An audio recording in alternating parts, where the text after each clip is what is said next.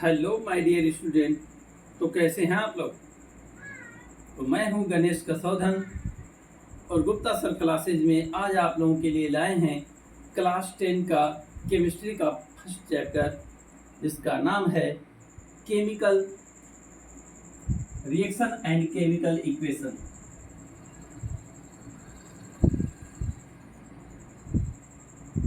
Chemical reaction and chemical equation,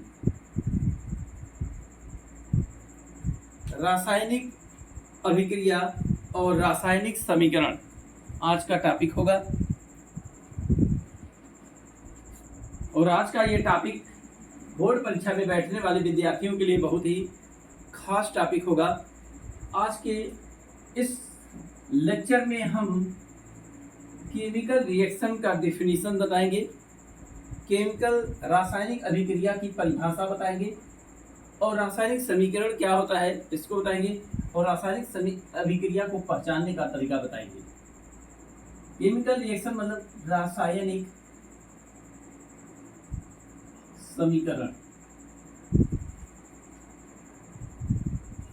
रासायनिक समीकरण। और केमिकल इक्वेशन का मतलब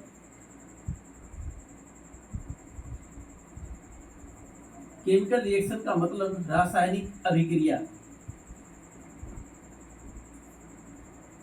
और केमिकल रिएक्शन का मतलब इक्वेशन का मतलब रासायनिक समीकरण। रासायनिक अभिक्रिया और रासायनिक समीकरण। सबसे पहले हम रासायनिक अभिक्रिया को डिफाइन करेंगे, केमिकल रिएक्शन को परिभाषित करेंगे। केमिकल रिएक्शन को परिभाषित करने से पहले कुछ बातें हम बताना चाहेंगे। इस बात को अगर जान लेते हैं तो केमिकल रिएक्शन का परिभाषा बहुत ही आसान हो जाएगा समझना। तो चलिए पहले तो हम एग्जांपल लेते हैं। जैसे मान लेते हैं कि हाइड्रोजन है, ये हाइड्रोजन ले लेते हैं, और क्या ले लें, ऑक्सीजन ले लेते हैं, ऑक्सीजन, और दोनों मिल करके बना देता है वाटर।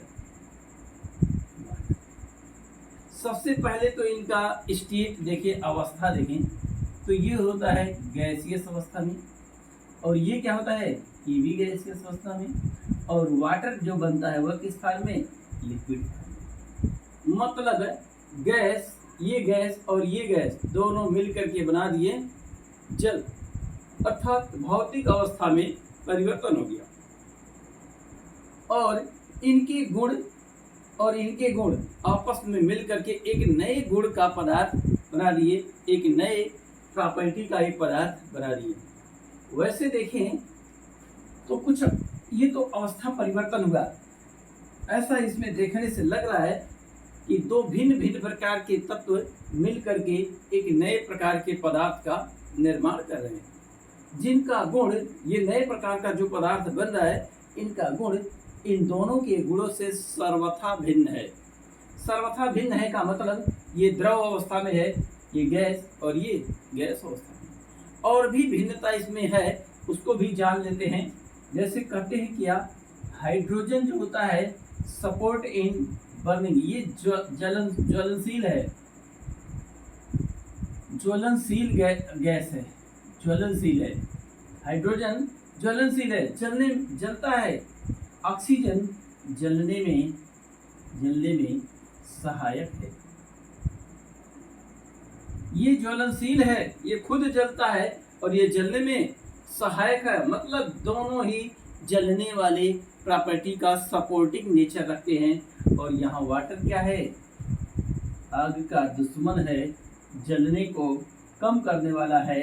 ये आग क्या करता है, आग बुझाने का काम करता है, बुझाने का कार्य करता है। आग बुझाने का कार्य करता है। क्या देखने से नहीं लग रहा है कि गुण बदल गया? इन दोनों का गुण, इन दोनों के मिलने से क्या हो गया, नए गुण का एक पदार्थ बन गया। और बस यही तो है केमिकल रिएक्शन, और यही तो है रासायनिक अभिक्रिया। अब इसके हिसाब से हम परिभाषा बनाना चाहें तो ऐसे लिखेंगे, जब दो अथवा दो से अधिक तत्व अथवा पदार्थ आपस में मिलकर एक नए गुण का एक नया पदार्थ बनाते हैं तो ऐसी क्रिया को रासायनिक अभिक्रिया करते हैं, केमिकल रिएक्शन करते हैं। ये जो नया पदार्थ बनता है इसका गुण सर्वथा इन दोनों के गुणों से क्या होता है, भिन्न होता है। आगे एक और एग्जांपल देख लें, फिर तब हम लोग परिभाषा सेट करेंगे। मान लेते हैं ये मैग्नीज है। मैग्नीज जो होता है धातु होता है और इसका हम क्रिया करा देते हैं ऑक्सीजन से। मैग्नीशियम ले लेते हैं। मैग्नीशियम जो है धातु है और ऑक्सीजन से क्रिया करा दिए, बन गया क्या, magnesium oxide. Magnesium oxide MgO बन गया। मैग्नीशियम ऑक्साइड ये गैसीय अवस्था में है, ये सॉलिड अवस्था में है, सॉलिड अवस्था में होता है और ये मैग्नीशियम ऑक्साइड का सफ़ेद सफ़ेद चूर्ण बनता है, मतलब पाउडर बनता है, सफ़ेद पाउडर बनता है। ये भी एक रासायनिक अभिक्रिया है क्योंकि यहाँ गैसीय अवस्था और यहाँ ठोस अवस्था, ऐसी ठोस अवस्था जो बारीक हो गया पाउडर के रूप में है और यहाँ ये ठोस अवस्था है जो ये हार्ड के रूप में है, कठोरता लिए हुए है। ये गुण बदल गया, प्रॉपर्टी बदल गई, यौगिक भी बदल गया, पदार्थ भी बदल गया। ऐसे घटना को क्या कहते हैं, रासायनिक अभिक्रिया कहते हैं। एक और एग्जांपल लेते हैं, उसके बाद तब हम लोग डिफिनेशन लिखेंगे। मान लेते हैं कि यहाँ पर हम ले लेते हैं, ये है सोडियम। सोडियम सोडियम मतलब ये एक मेटल है, मेटल, और यहाँ पर ले लेते हैं क्लोरीन और दोनों मिल करके बना लेते हैं NaCl। NaCl NaCl जो होता है ये नमक होता है, ये रोज की दिनचर्या में यूज किया जाता है नमक। लेकिन कहा जाए कि केवल क्लोरीन यूज करने के लिए तो केवल क्लोरीन नुकसानदायक होता है शरीर के लिए, और केवल सोडियम को यूज करने के लिए कहा जाए इस धातु को तो ये भी क्या होता है, हार्मफुल होता है, नुकसानदायक होता है। लेकिन इन दोनों के मिलने से जो यौगिक बन रहा है वह क्या नुकसानदायक है, उसके बिना तो एक दिन भी किसी का भोजन करना या किसी का समय पार होना बहुत कठिन हो जाता है। तो ये उपयोगी होता है।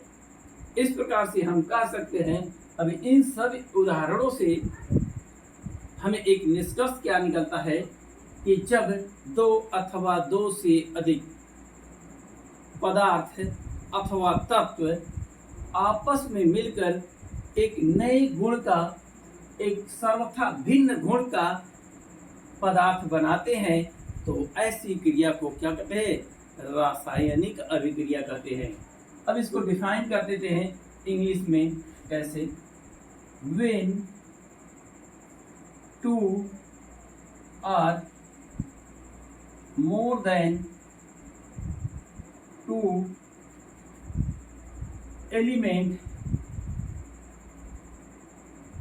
elements are substance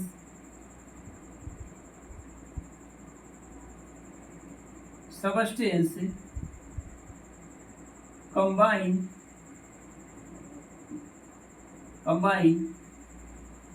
to form a new substance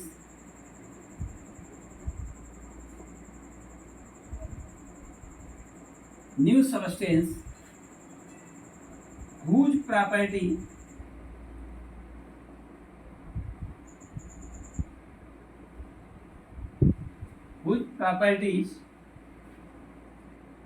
are different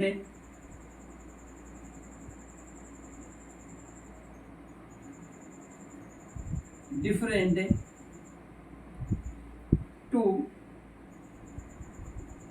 the reactive substances reactive substance are called reactive substance, then the process are known as chemical reaction. Chemical reaction.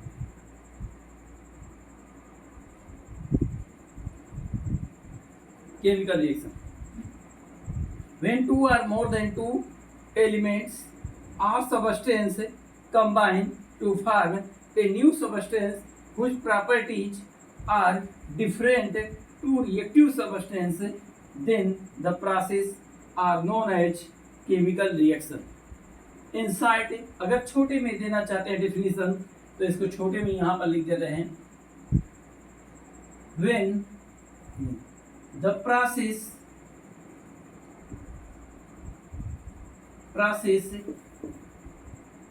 by which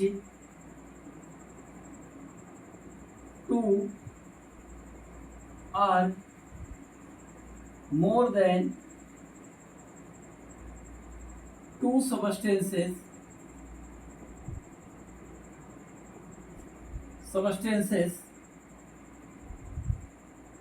combine to form a new substance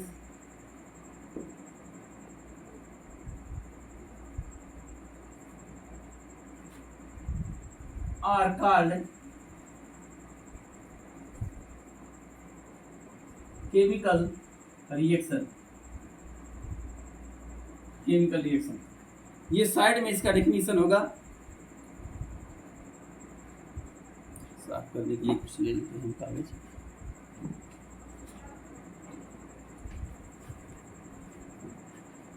The process by which two or more than two substances combine to form a new substance are called chemical reaction. ये तो chemical reaction का definition होगा.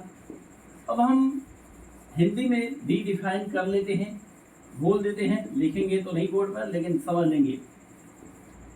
वह प्रक्रिया जिसके अंतर्गत दो अथवा दो से अधिक तत्व अथवा पदार्थ आपस में मिलकर सर्वथा भिन्न गुण वाले नए पदार्थ का निर्माण करते हैं, तो ऐसी प्रक्रिया को रासायनिक अभिक्रिया कहते हैं. ऐसी प्रक्रिया को रासायनिक अभिक्रिया कहते हैं. अब हम ये जानना चाहेंगे कि रासायनिक अभिक्रिया कैसे पता चलेगा कि रासायनिक अभिक्रिया हुआ है या नहीं हुआ है. केमिकल रिएक्शन को पहचानने का क्या तरीका होगा, कैसे हम जान पाएंगे केमिकल रिएक्शन हुआ है. तो देखते हैं. In any chemical reaction, any chemical reaction, किसी भी रासायनिक अभिक्रिया में ये घटनाएं होंगी तो समझ जाएंगे ये सब घटनाओं में से कोई एक घटना हो सकता है. क्या घटना हो सकता है? Change in state. Change in state का मतलब अभिकारक और उत्पाद की भौतिक अवस्था में परिवर्तन हो सकता है. हो सकता है कि अभिकारक गैसीय अवस्था में हो और उत्पाद लिक्विड अवस्था में चले जाए. हो सकता है कि ये लिक्विड अवस्था में हो और उत्पाद गैसीय अवस्था में हो गए हो. मतलब अवस्था परिवर्तन हो जाता है तो समझ लें कि रासायनिक अभिक्रिया हुआ है या केमिकल रिएक्शन हुआ है. दूसरा कंडीशन क्या है? Change in colour. In colour, change in colour, रंग अगर बदल जाता है, दो पदार्थों के मिलने पर एक नया पदार्थ जो बन रहा है उसके कलर में कोई परिवर्तन हो रहा है तो समझ लें कि वहां पर रासायनिक अभिक्रिया हुआ है, केमिकल रिएक्शन हुआ है. तीसरे नंबर पर आता है change in heat. In heat. Heat change का मतलब अगर अगर कोई दो पदार्थ या दो से अधिक पदार्थ आपस में मिलाने पर उसमें से ऊष्मा बाहर निकलती है अथवा उसके अंदर ऊष्मा जाती है, तो ऐसी अभिक्रिया को कहते हैं ऐसी अभिक्रिया को कहते हैं रासायनिक अभिक्रिया।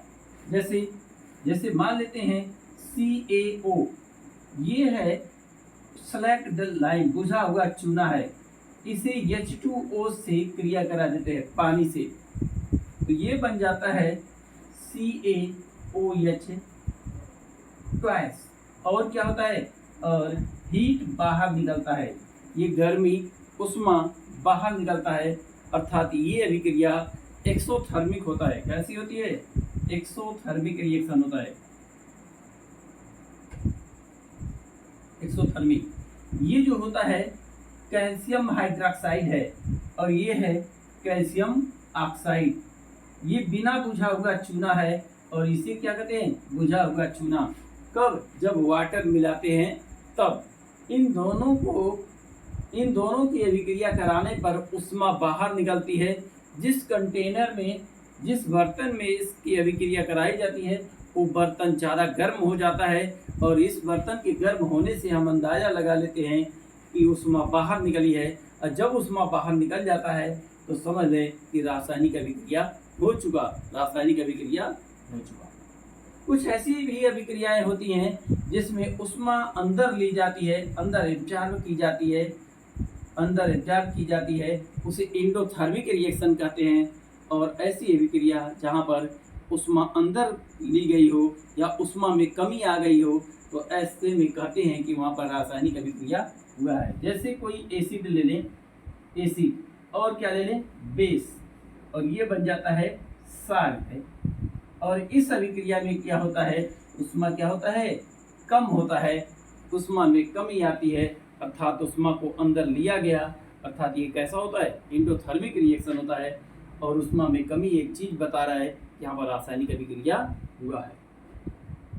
चेंज इन स्टेट वाला तो देख लिए हैं कि हाइड्रोजन गैस है और ऑक्सीजन गैस है और वाटर क्या बन गया, H2O, ये बन गया लिक्विड। यहाँ पर दोनों गैस अवस्था में थे और यहाँ पर लिक्विड अवस्था में आ गया, अर्थात चेंज इन स्टेट हुआ। और स्टेट जब चेंज होता है तो क्या होता है, रासायनिक अभिक्रिया होती है। चेंज इन कलर, कलर में भी चेंज होना, जैसे कहते हैं ZnSO4 या कॉपर सल्फेट का Zn से क्रिया करा देंगे तो हो जाता है ZnSO4 प्लस Cu।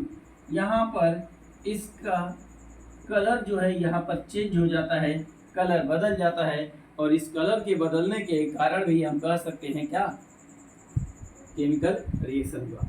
अगला हो सकता है गैस में इवाल्व। गैस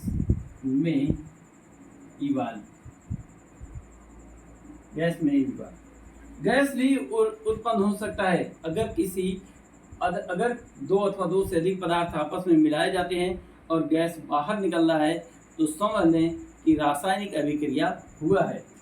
या पांचवा में देख लें, या कोई अवक्षेप बन रहा हो, प्रेसिपिटेट PPT फॉर्मेशन,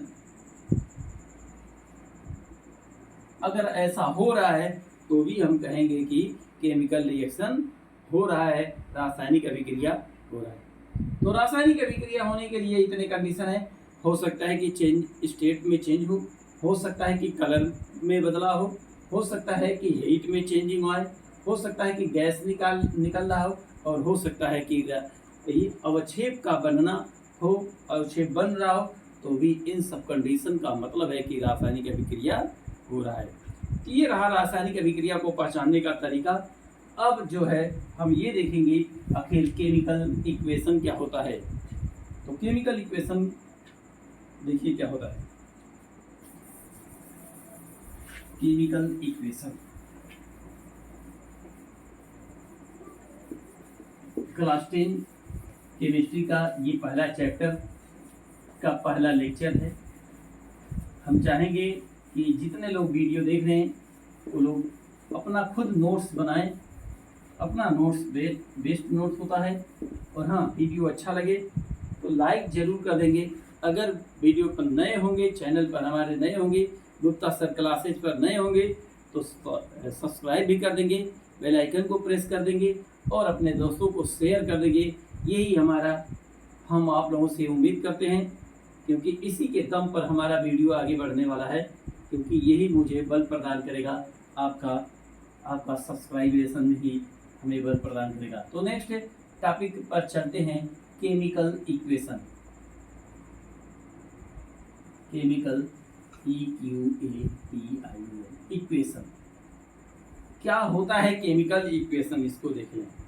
मान लेते हैं कि N2 प्लस H2 आपस में मिल करके बना दिए अमोनिया, NH अमोनिया। ये तो हो गया केमिकल इक्वेशन। और केमिकल रिएक्शन क्या होता है? ऐसे लिख सकते हैं, नाइट्रोजन प्लस हाइड्रोजन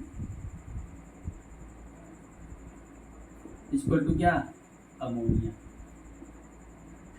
अब देखिए, ये है केमिकल रिएक्शन और ये है केमिकल इक्वेशन। दोनों में क्या डिफरेंसेज है? दोनों में बस इतना ही डिफरेंसेज है कि यहाँ पर अभी रिएक्टेंट, ये रिएक्टेंट होता है, ये प्रोडक्ट होता है, ये अभिकारक होता है, ये उत्पाद होता है। यहाँ पर जो रिएक्टेंट और प्रोडक्ट हैं उनको उनके सीधे नाम से लिखा गया है। और इसमें क्या हुआ? इनके सिंबल को यूज किया गया है, इनके सिंबल को यूज किया गया है। तो ये है केमिकल रिएक्शन और ये है केमिकल इक्वेशन। केमिकल रिएक्शन का अगर सिंबॉलिक रिप्रेजेंटेशन कर दें, जितने रिएक्टेंट हैं और जितने प्रोडक्ट हैं सबका सिंबल यूज कर दें, तो जो मिलेगा वो क्या मिलेगा? केमिकल इक्वेशन मिलेगा, रासायनिक समीकरण मिलेगा। इस प्रकार से हम डेफिनेशन क्या लिख सकते हैं? The symbolic representation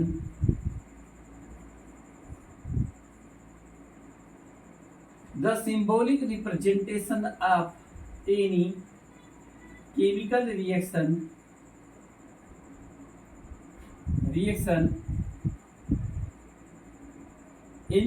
reaction are known as chemical equation. Chemical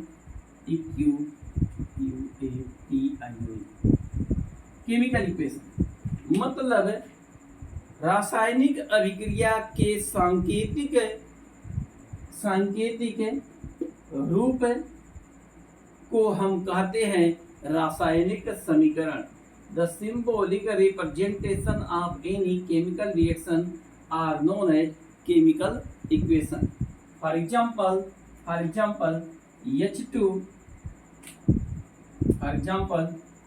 H2 plus O2 equal to 2:2 equal to H2O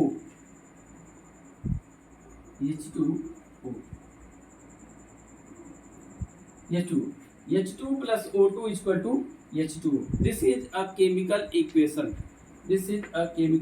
equation. और क्या? Na plus Cl equal to NaCl. This is also a chemical equation. N2 plus H2 equal to NH3. This is chemical equation. CH4 methane plus O2 equal to CO2 plus H2O. These all are the chemical equation, because in these all the reactants and products are used as symbol. तो symbolic representation जो होता है, रासायनिक अभिक्रिया का सांकेतिक रूप जो होता है, वही क्या होता है? रासायनिक समीकरण बन जाता है। अब रासायनिक समीकरण जो होते हैं वो भी दो प्रकार के होते हैं, एक बैलेंस संतुलित होता है और एक असंतुलित होता है। तो कौन संतुलित होता है, असंतुलित होता है और कौन संतुलित होता है, इसके बारे में हम अभी बता दे रहे हैं कि असंतुलित रासायनिक समीकरण को हम कैसे संतुलित करेंगे। कैसे जानेंगे कोई रासायनिक समीकरण संतुलित है, बैलेंस है या अनबैलेंस है, कैसे इसका पता लगाएंगे, तो इसके बारे में जान लें।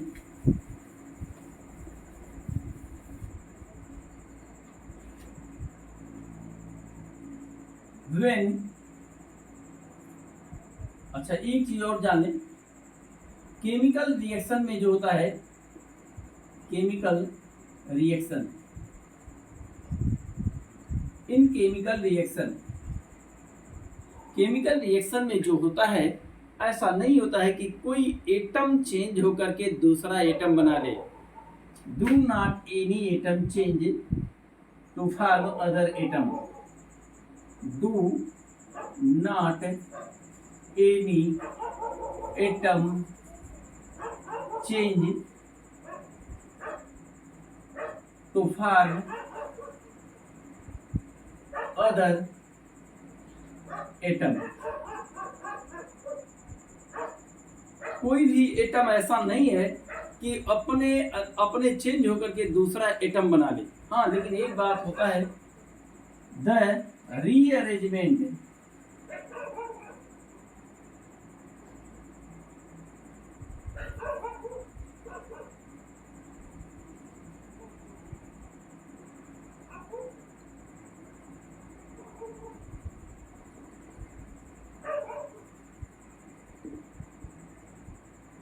rearrangement of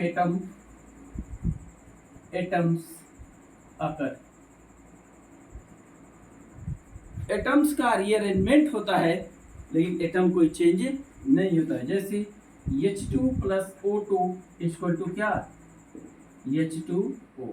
ऐसा इस रिएक्शन में कभी नहीं हुआ कि ये H2 C बन जाए, ऐसा नहीं हुआ है, या ये O N बन जाए, ऐसा नहीं हुआ है, ऐसा नहीं हुआ है। H ही रहेगा, O ही रहेगा। हाँ, इन दोनों के बीच एक ऐसा अरेंजमेंट होगा, इन दोनों के बीच ऐसा अरेंजमेंट होगा जिससे इन दोनों की प्रॉपर्टी क्या होगी, बदल जाएगी। ये अपना अस्तित्व खो देगा और ये अपना अस्तित्व खो करके और एक नए गुण का पदार्थ बना देगा। मतलब the rearrangement only rearrangement of atom occur, केवल रीअरेंजमेंट होता है। Do not any atom change there to form other atom. कोई एटम जो है चेंज होकर के दूसरा एटम नहीं बनाता है। ये एक केमिकल रिएक्शन की एक बहुत खासियत होती है। तो चलिए हम देखते हैं कौन सा रिएक्शन बैलेंस होता है और कौन रिएक्शन अनबैलेंस होता है। और केमिकल रिएक्शन को बैलेंस करने का एक अच्छा खासा हम ट्रिक्स बताएंगे, मेथड बताएंगे। उस मेथड से चाहे जितना भी कठिन केमिकल रिएक्शन होगा, सारे केमिकल रिएक्शन को बैलेंस चुटकियों बजाते हुए करेंगे। अभी हम बस इतना जानेंगे रिएक्शन कब बैलेंस होता है, कब अनबैलेंस होता है। The number of atoms of reactant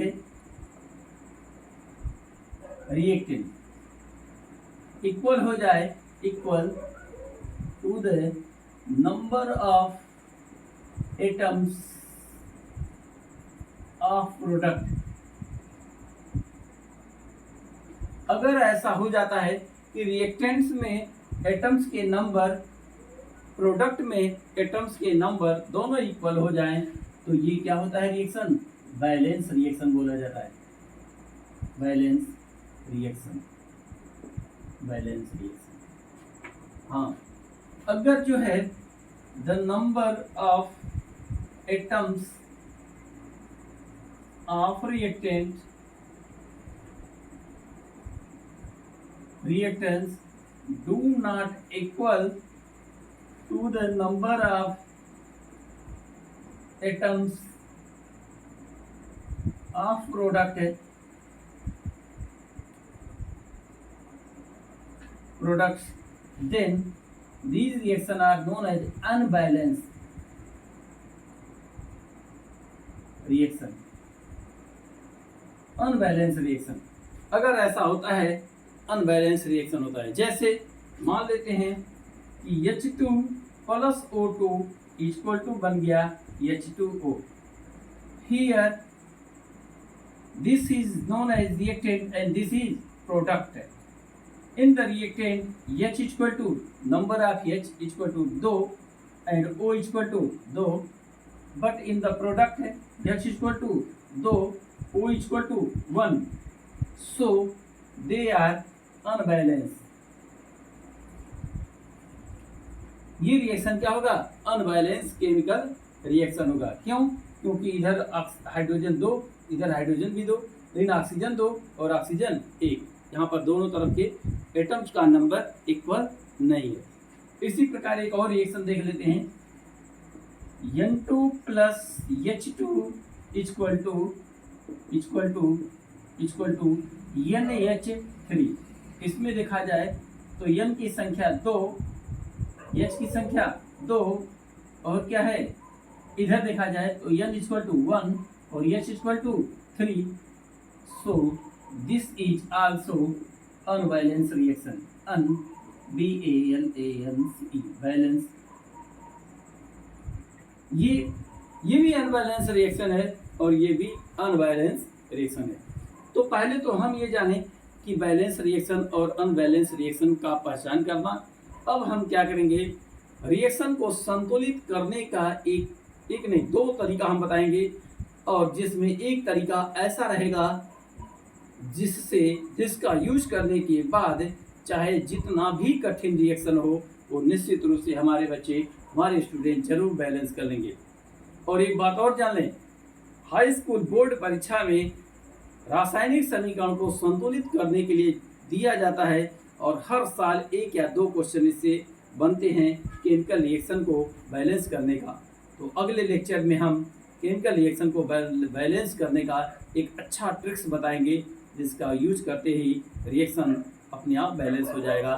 तब तक के लिए बाय बाय.